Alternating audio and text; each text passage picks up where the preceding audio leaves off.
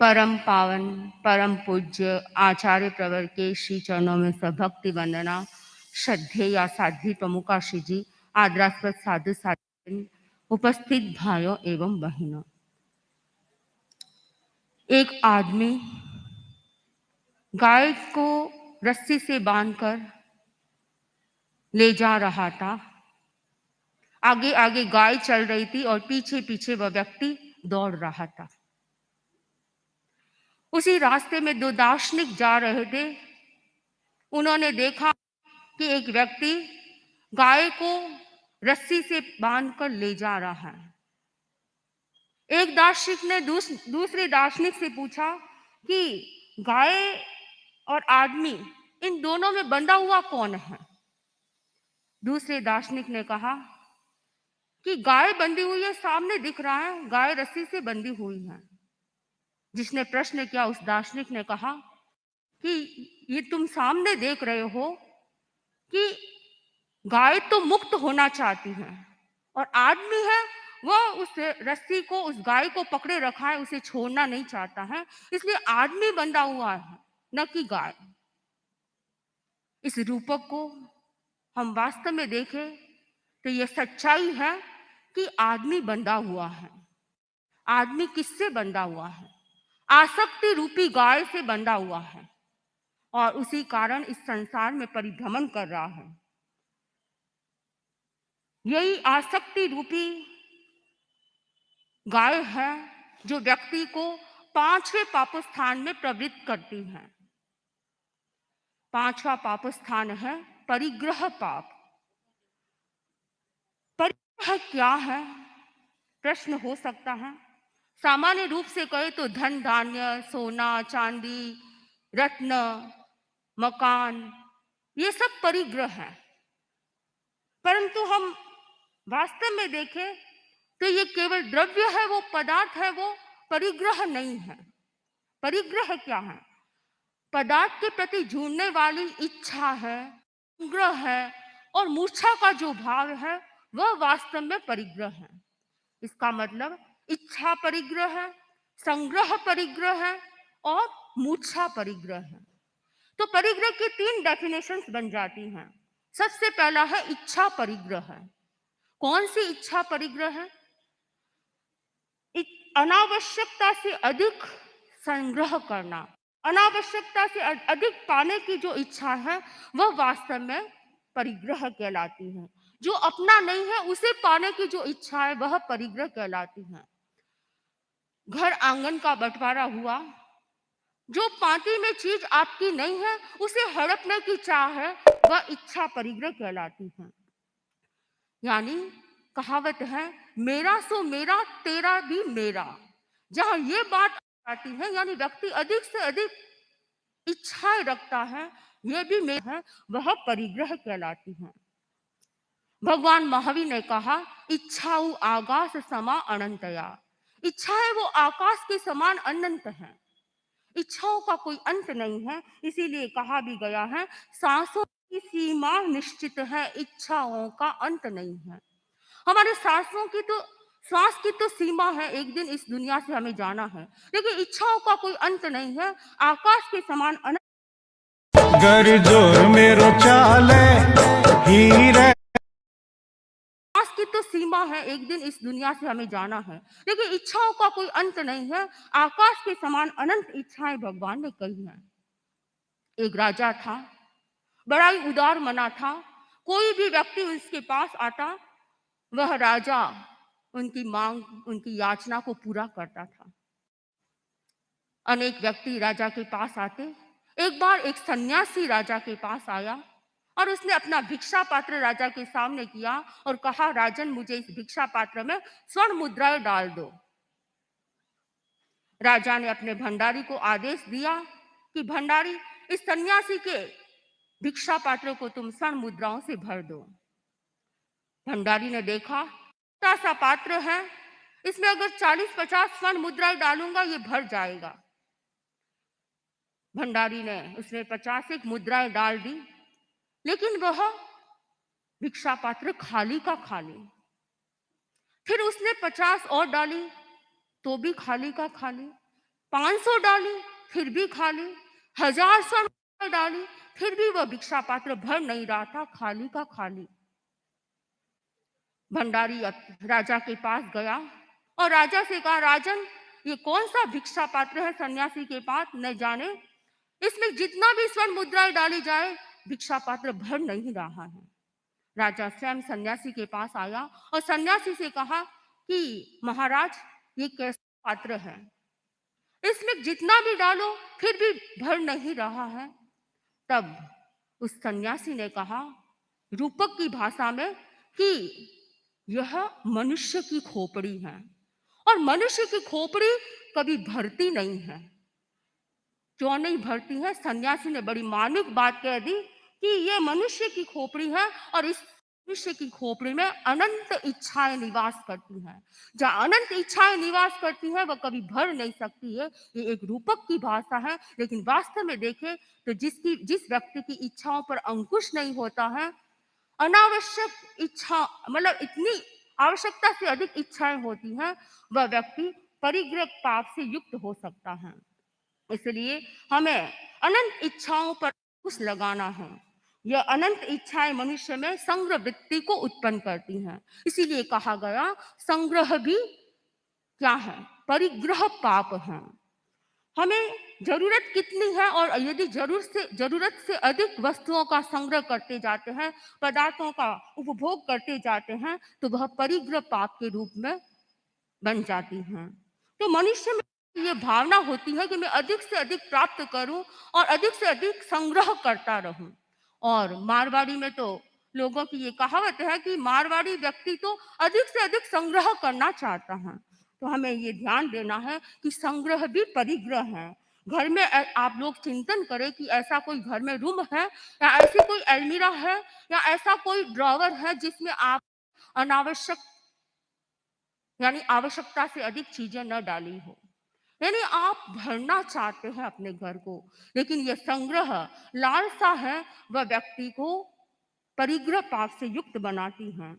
कुछ व्यक्ति ऐसे होते हैं, शॉपिंग सेंटर में जाते हैं और जब ये पता चल जाए कि शॉपिंग सेंटर में सेल पर चीजें प्राप्त हो रही और डिस्काउंट में चीजें मिल रही हैं, तो जो चीज नहीं चाहिए बहनें उन चीजों को भी प्राप्त करना चाहती हैं और उनका संग्रह करना चाहती हैं।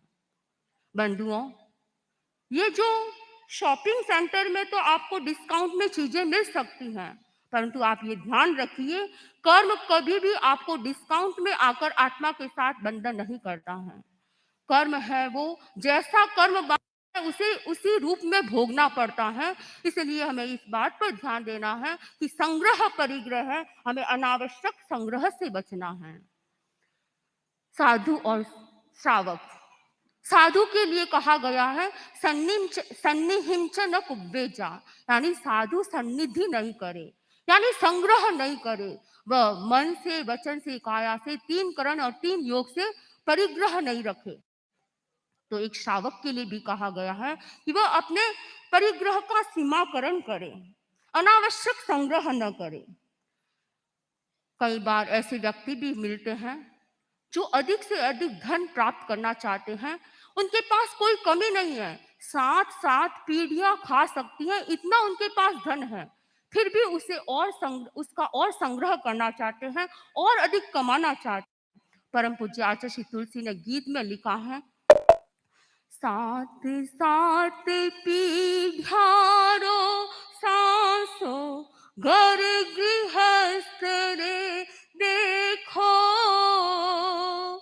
7 पीढ़ारो सांसो घर गृहस्थ रे देखो, कलरी चिंता करे न मुनिवर, ओ सुख दुख रो लेखो रे समतारा सागर, संत सुखी संसार में निज आत्म उजागर, संत सुखी संसार में।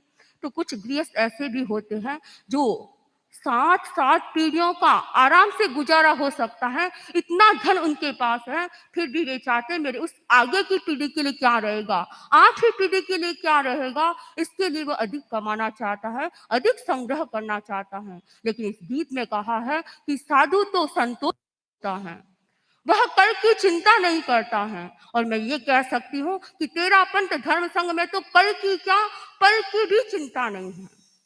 परम पूज्य आचार्य श्री महाश्रमण जी जैसी अनुशासना प्राप्त हो रही है।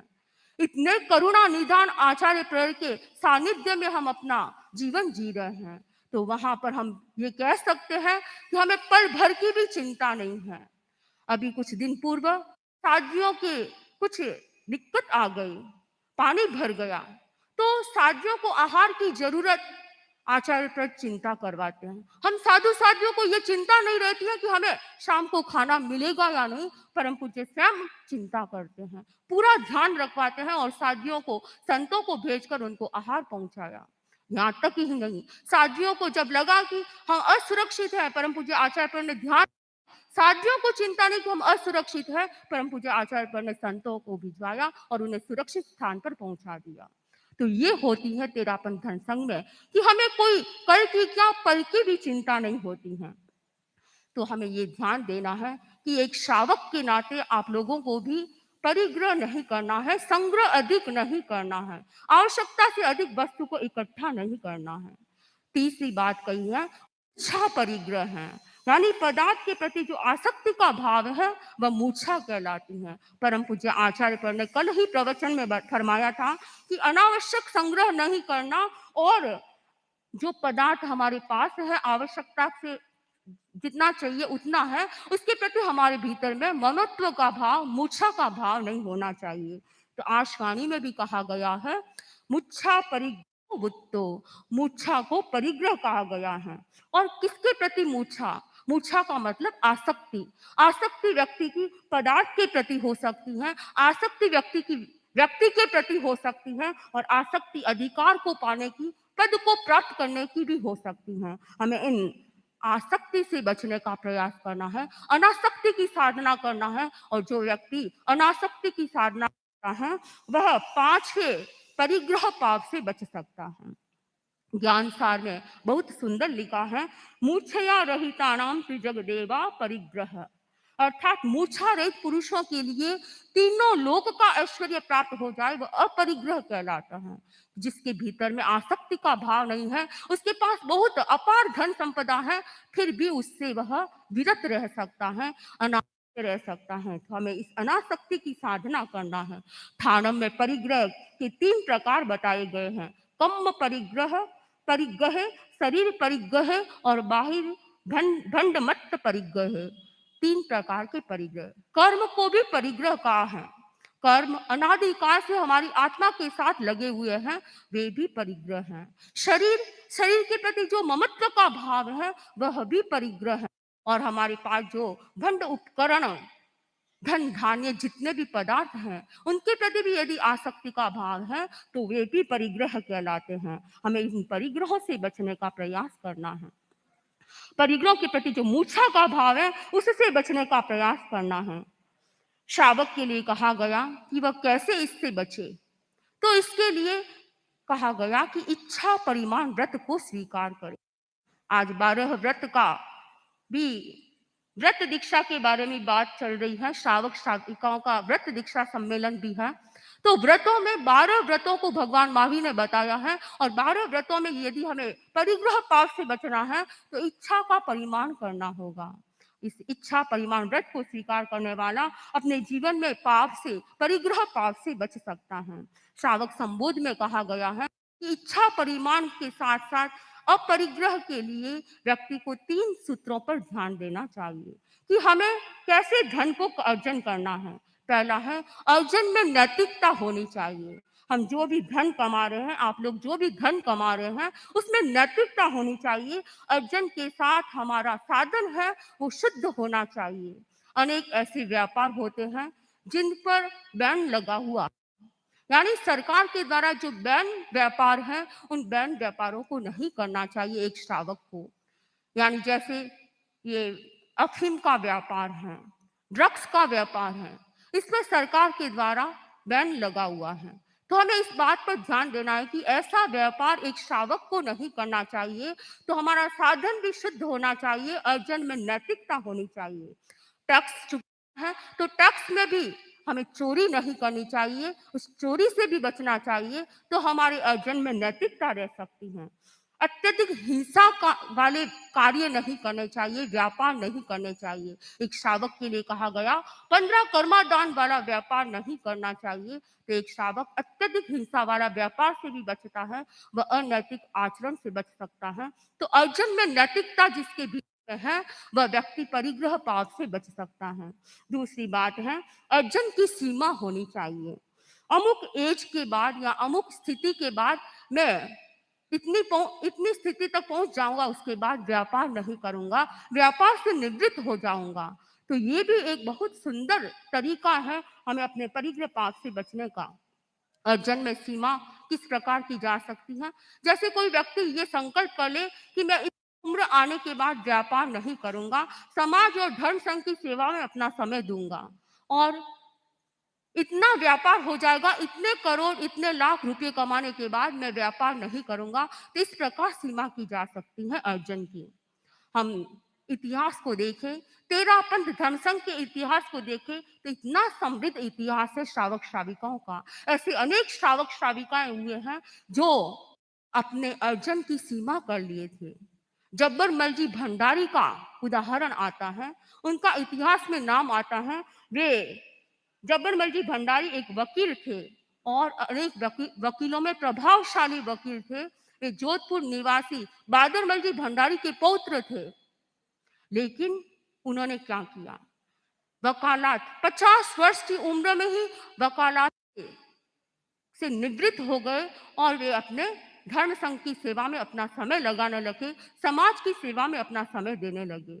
उन्हें कहा गया उनके साथियों के द्वारा कि अभी तो 50 की उम्र है, कुछ वर्षों तक और वकालत का काम कर लो, उसके बाद निवृत्त हो जाना। लेकिन वे एक बड़े अच्छे श्रावक थे, ईमानदार श्रावक थे, प्रभावशाली श्रावक थे और अनासक्त जीवन जीने वाले श्रावक थे।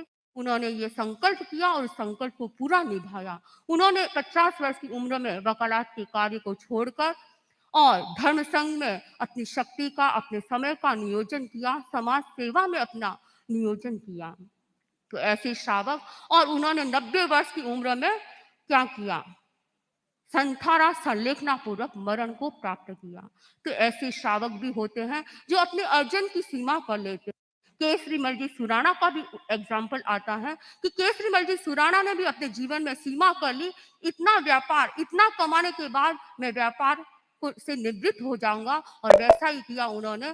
जितना कमाने के बाद अपने भाई को व्यापार सौंपकर वे उससे निवृत्त हो गए और संघ सेवा में अपना समय लगाने लगे। तो ऐसे अनेक श्रावक हुए हैं और वर्तमान में भी ऐसे श्रावक हो सकते हैं, और श्रावकों को उनके जीवन से प्रेरणा लेनी चाहिए कि हम अपने जीवन में अर्जन की सीमा कैसे कर सकते हैं। और तीसरी बात कही गई है, अर्जित संपत्ति के व्यक्तित्व भोग का संयम करना। हमने अर्जन तो कर लिया, लेकिन व्यक्तिगत जीवन में कितनी सीमा करना है, इस बात पर ध्यान देना है। 12 व्रत एक ऐसा माध्यम है जिसके द्वारा अपने व्यक्तिगत जीवन में सीमा की जा सकती है। और परम पूज्य आचार्य पर ने एक सुंदर उपक्रम एक श्रावक श्रावकों के लिए दिया है, सुमंगल साधना। सुमंगल साधना में भी क्या है? ये तीनों ही सूत्र घटित होते हैं कि व्यक्ति अपने साधन को शुद्ध रखे, नैतिकता रखे, अर्जन की सीमा करे और व्यक्तिगत उपभोग में भोग की भी सीमा करे। तो ये जो सुमंगल साधना का उपक्रम है, जो 12 व्रत स्वीकार कर चुके हैं भाई बहन, यावत जीवन के लिए 12 व्रत स्वीकार कर लिए हैं और इसकी साधना करते हुए 5 वर्ष संपन्न हो गए हैं, ऐसे श्रावक श्राविकाएं इस साधना को स्वीकार कर सकते हैं। परम पूज्य आचार्य पर इसका त्याग प्रत्याख्यान करवाते हैं और इस साधना में 6 नियम हैं। तो 60 वर्ष की उम्र के बाद ही इस साधना को स्वीकार किया जा सकता है। तो इसके माध्यम से भी आप परिग्रह पाप से बच सकते हैं। अपने जीवन में यह ध्यान देना है कि परिग्रह पाप से बचकर हम अपनी आत्मा को सुरक्षित रखने का प्रयास करें। परम पूज्य आचार्य पर के प्रवचनों से भी आप प्रेरणा ले सकते हैं और इस पांचवें परिग्रह पाप से बचकर अपनी आत्मा को और अधिक आत्मोन्नति की ओर ले जाएं, उन्नति की ओर ले जाएं, आध्यात्मिक विकास करते जाएं। इन्हीं भावों के साथ ओम अरहं।